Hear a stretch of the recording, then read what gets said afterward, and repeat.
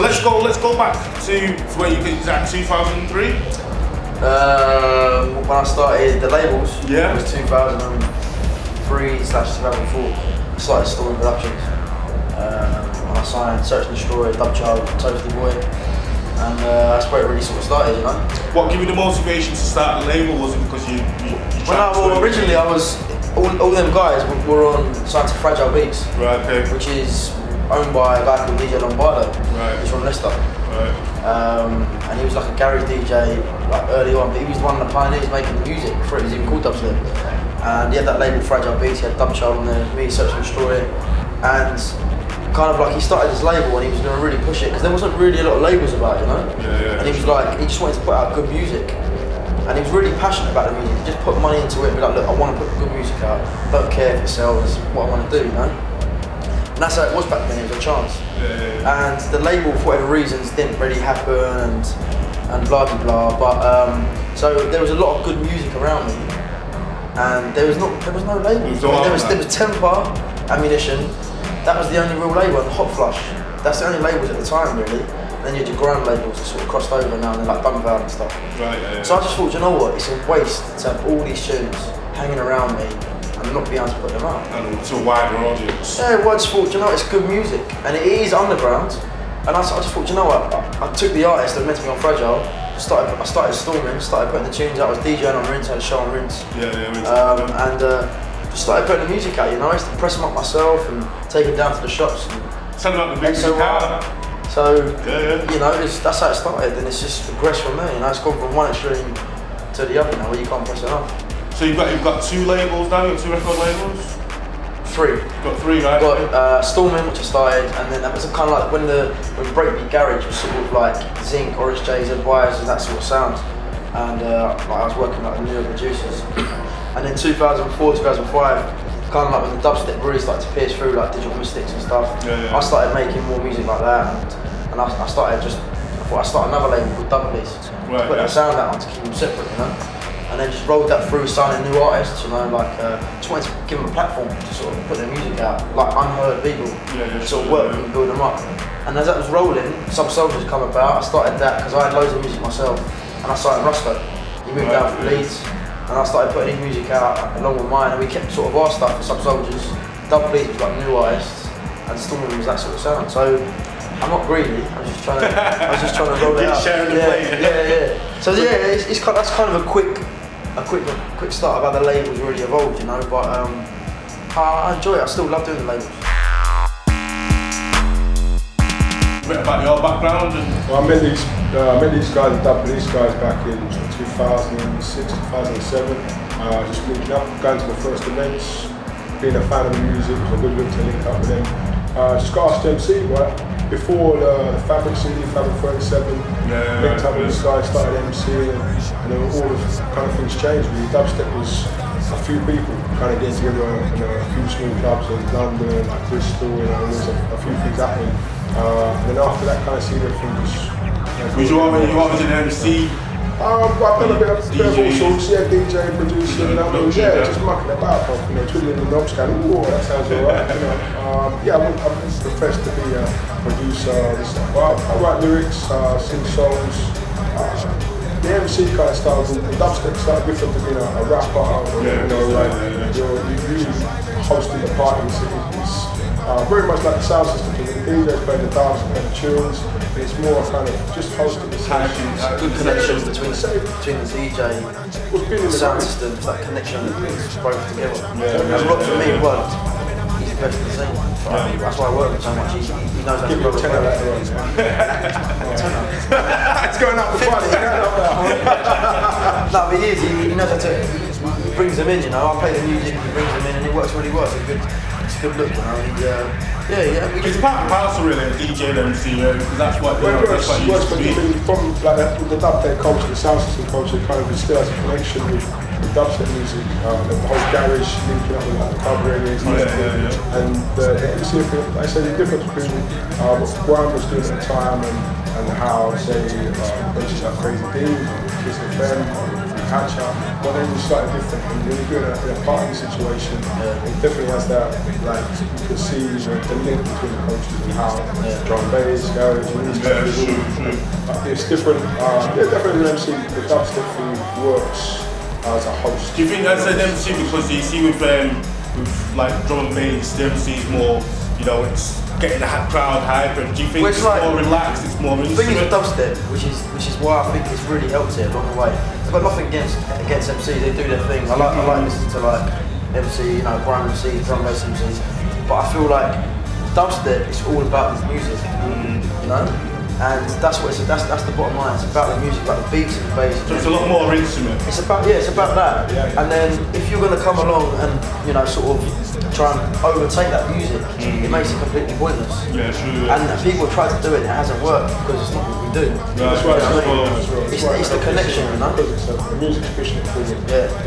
It's perpetuation itself. Yeah, I think the progression every day. I mean, like the way people make music now, it can be a lot quicker. You might spend weeks and weeks trying to get a sound. Now you can just put it on your iPhone and make the tune or something. I think definitely these things are moving pretty fast with the music, but the MC side of things is definitely keeps it together. It's not, we're not trying to overpower the music. It's being inside. It's just a connection. Especially in the rave, in the party, it's definitely that being in the party. It's very live, which is hard to record and hard to put down. It's hard to get it on vinyl, but it works in the pub. Yeah, definitely. Something you have to be there in the party. It's like you're a dubstep tune that's, you know, it's mostly 50 hertz, 40 hertz. You're not going to hear it maybe on your headphones or something. You want to hear it on a pig. The sound system tonight. Yeah, we played a couple of tunes tonight which kind of just, you know, you go, that's a serious system in there, man. Yeah, definitely. And that's the vibes right now. Being in the party, so let's take it to the studio now. You as a producer, when you're trying to find, do you listen to, you know, types of music to get inspiration, or do you just? Yeah, I do. I mean, I'm very like, I don't play any instruments. I'm not musical in that way. Do you know what I'm saying? I don't play nothing at all. And I wish I did when I was younger, because it would help me out a lot now. But I've always been around music. Always. My dad's a record collector. He collects. His record collections are crazy. That helps. And my older brother's a record collector. And my younger brother's a record collector. Right. So literally, I've grown up listening to tape backs from Rocky and Det. My brother was a massive hip hop head, like Gangsta and Wu-Tang and Mobb Deep, do you know what I mean? In the early times. And then so I sort of had that. My dad was into punk and 50s music and 60s music, and so I had that as well. So I've always had music around me. So I've just been into music, I still am. Like I go to, when I get a chance, I go to HMV or wherever, do you know what I mean? I don't fucking say HMV. Go to a shop and I just have a shop so available. Yeah, that's it. I just go there and I just literally just go, I just buy anything. So you're still digging in the crates? Yeah, I buy hip hop on CDs, I buy Florence and the Machines, I buy Lily Allen, I buy some pipe music. I just like listening to music. I just think it's good, and I think if you narrow yourself down too much to like, well, I make dubstep, I listen to dubstep, then you're just gonna sound like every other person. You're gonna water yourself down. I think it's good to get inspiration. Is that what you think that separates you from? Well, I like to think so. Do you know what I mean? I like to think that I listen to stuff outside the scene and then bring an element of it into what I do. You know? Yeah, and that's important to me. I just like music, and I don't go out and say, right, I'm going to try and make a dance floor tune, or I just make what I make. I just sit in the studio, whatever comes out, comes out. And I think that's the best way to be. You enjoy it, it's natural, you know, and you're going to get people saying this and that and that and that, but, you know. Do you find with playing with yourself as well, do you find music now is much more accessible as in like a producer side, you know, like anybody can do it? Yeah, definitely, I mean. Which do you find that's a good thing? Yeah, it is, I mean, it gives everyone the opportunity to sort of like have a go. You know what I'm saying? Whereas before, if you wanted to make a tune, you had to book a studio, get in there and have an engineer with you, and it was costly. But that's why I think UK music at the moment is it's amazing. You know, like Tiny Temper's #1. Like I was listening to radio today, it's just UK music. There's dubstep, there's funky thing going on, there's the grime, and it seems to be hitting the charts now. And it's not like cheesy. It's good music, and it's working. I think that's been like a sign of like, well, anyone can make music now. all you need is a computer. I think it's been definitely a lot more creative now with like 5 to 10 years. People have access to make tunes, so not only make tunes, they can produce them, they can master them, and then they can distribute. That's the thing. Like, it's great having enough money to have a studio and all that, but distributing music.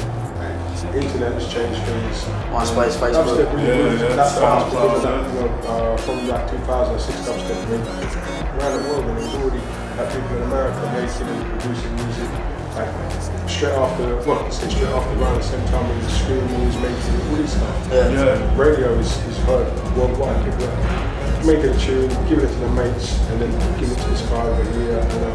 That's happening a lot quicker. It's easy accessible, isn't it? Whether you like it or not, the internet's it's been bad for the music industry as far as sales and stuff like that. But it's opened it up to a whole nother market.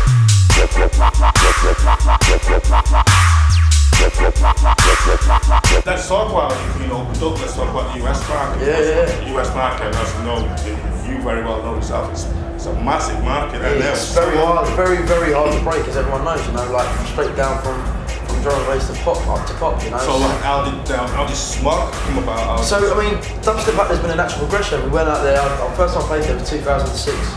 And it was an underground thing, people putting parties on because they loved the music, and the only reason they knew about the music because they listened to Rinse FM online. And they could download like the sets and dubstep forums and stuff, so that really helped spread it. The internet thing kicks in, and it's gone from that to like the moment. It's just like every time I go back, it just gets bigger and bigger and bigger and bigger. And like especially in LA, in California, it's massive, huge, and one of the biggest parties there's Smog, and I played for them like 2-3 times now, and every time I go there, I started off doing a smaller thing. Second time was like, okay, it was bigger. Third time was House of Blues in Beverly Hills. And the next time we're going out there again, it's going to be even bigger than that. It just seems to grow and grow and grow and grow. And we laugh, saying next time I come back, it's going to be in a baseball stadium. We was laughing about that a couple of years ago, but now actually like, maybe it could work.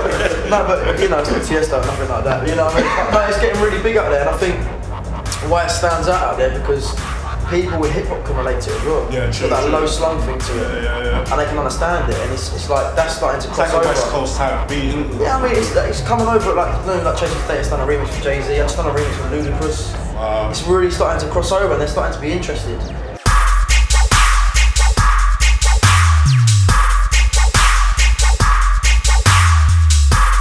Do you think America is the biggest market at the moment? For me, the most important market for me is the UK. Yeah, but outside the UK, Australia as well, I know that. It's to be honest with you, we played a lot of places. Israel, Russia, guys from Russia, Australia, New Zealand. It's from guys all over the place. You play them, you tear your head off, bro. Tough. This guy, coming out of Moscow, he's like sending some tunes. You're thinking, bloody hell, she's tough. Proper hard rhythm, and you're thinking, this is a worldwide music. It is, into it, making a tune. It's not a London thing, man. That's the thing. It's going on. So it's good to hear like the music that's going out, coming back. Hear influence how people are changing the sound. Like some of the stuff in America can be like quite hip hop influence and stuff. They're also listening to the electro stuff that's coming out. It's such a big crossover. I think it's a good time for music.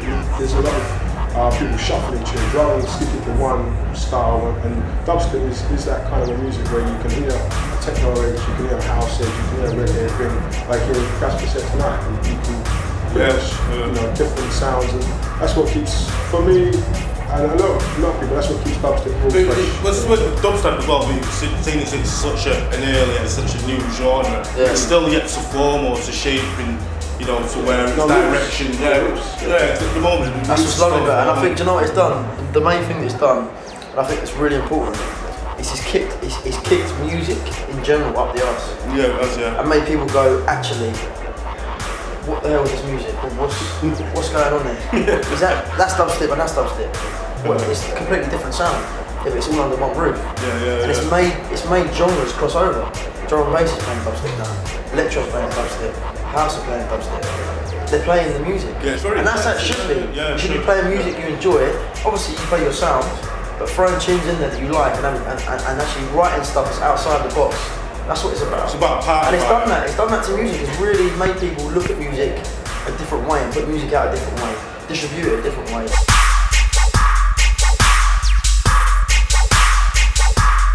you think dubstep has become because when garage was first popping off around 2002, it was really big, and you know, we had Soul Solid there, and they were really representing it. And then, do you think grime has been more accessible where garage has not necessarily failed but stopped? Because with the garage it came with the whole atmosphere, and the whole attitude. But it kind of put a stop on things like that, and it was like, well, the scene sort of frazzled out. Dubstep really grime. Well, grime and garage came with that sort of well, I mean, dubstep, it's a lot more kind of accessible. Definitely all like friends and all working like with drinks, definitely plays all those sounds and stuff like dubstep. But I mean, dubstep's a different thing from garage and different thing from, like, it's not, dubstep isn't reggae, dubstep isn't hip hop, dubstep isn't garage, it's from all of those things. And then you put all them all together and you go, and you get this sound. That's what it is. And you pull crowds, you sort of nice mixed crowds. You've got your rude boys, you've got your sexy girls, you've got your posh guys. It's mixed up and they're all the same room because they just want to hear music, and it's like vibes. You know what I mean? That's what it's all about. So that's how we try and push it. So let's talk about 2010. What can we expect from Caspa and Azlan from 2010? Big things. Lots going on this year. It's been a busy year. It seems to be moving. We're saying today, it's moving very quick. It's March already, and you know, it's moving along. There's a lot of things happening. We just put the Zion CD out. Big one. Which is the Dub Police thing. You can get that now. It's on iTunes and stuff. It's like a mini album with the Dub Police artists. Rod's got a Zion CD coming out as well. So and then I'm just gonna this year I'm kind of all I want to do this year is just I've got some really good gigs coming up, like gigs that, like one of the gigs I'm playing that is crazy. I'm playing at Sonar Festival. I'm playing on main stage in between Dizzy Rascal and Chemical Brothers. That's like a time of how the music's changing things. You know what I mean? True. So I've got crazy gigs like that all the way through the year. So my thing this year is just to really enjoy myself. All I want to do, I don't want to pressure myself. I just want to make music. I want to put music out, remix tunes that I like all the time, and just go with the flow. You know? Enjoy yourself. I just want to enjoy it, you know, and ride it. I'm not trying to sort of pressure myself to do it. I've got to write another album, I've got to do this, I've got to do that. I just want to put music out. Is that the way that you've done albums as well in the past, that you've just decided that you're going to do that at that time and not because of, you know, maybe people are expecting it? Yeah, like that album I put out, everybody's talking, nobody's listening. It was kind of like, I didn't lock myself away to write a whole album and then not give the tunes out to anyone and then sort of release it. You know what I mean? I kind of wanted to put an album out that was quite underground sounding in like the early stages of dubstep, but it was like a collection of tunes I've been writing over the last 2 or 3 years. So there's some older stuff on there, some sort of more experimental stuff that no one's really heard. And I thought, let me just put it out on a CD, an LP, and get it out there, you know what I mean? And that's what I want it to be. It is what it is. It's all about the music. Don't worry about talking about it, just listen to it, you know what I mean? So, and that's what it was. Well, my next album, I'm kind of going to go different on it. You know, I've done that underground thing. Can you give us any clues in which direction you think we should take? I'm just gonna do just what I've always done, just write music I like, you know. What I'm gonna do more so is probably experiment a bit more and have some different vocals on there and just try different things. But it's still gonna be music I like. So that won't be till I think probably 2011 I've got another album out. But this year's all about putting 12s out, doing some remixes, and then just rolling with that, you know. But it's gonna be DJing wise for us. It's mental. We're playing everywhere. Like coming up Friday, we've got Dub Police at Fabric, and then Saturday we're playing in LA, and then we've got New York, Miami, Chicago, Toronto, and then back home, and then we're back on tour again. Wow. So it's all over. Ready to go, mate. Ready to go. Ready. So we've got the cars running now. The cars running. We're off. Yeah, so it's going to be a busy year. It's going to be a great year for dubstep. Like we've got some really good albums coming out this year. You know, like Scream and Bang, the Magnetic Man thing, and stuff like that. So it's going to be a really positive year. And I think it's going to be the year that dubstep really makes a stamp on the scene. And I wouldn't be surprised if you see a top 10 tune. Yeah. It's bound to happen. People saying, "Oh no, it's going to go commercial." You can't stop that. Because if the music's popular, that's what pop music is. Popular music. And dubstep's getting that way. There's going to be a top 10 tune whether you like it or not. Look what the room done. Yeah, that was massive. You know, so you just got to roll with it. As long as the music's good and you actually you're happy for it to be in the charts, so you're happy to release it. That's what it's about. Quality control. Do you know what I'm saying? Don't put stuff out there you're like, oh. Yeah, I don't know, but I know it's sell, but I put it out. Yeah. That's when it goes wrong. I mean, put stuff like you actually go, yeah, I'll read that. I'll read that, you know what I mean? And that's what's surprised. So, 2010. Well, enough respect to you both. Thank you, sir. Good luck for Yeah, cheers, man. Thanks, man. this year. Enough respect. In Rolaz, here with my man Caspa, right, Azlan? Oh, do you know what I've got? I didn't say so, I've got a mix CD.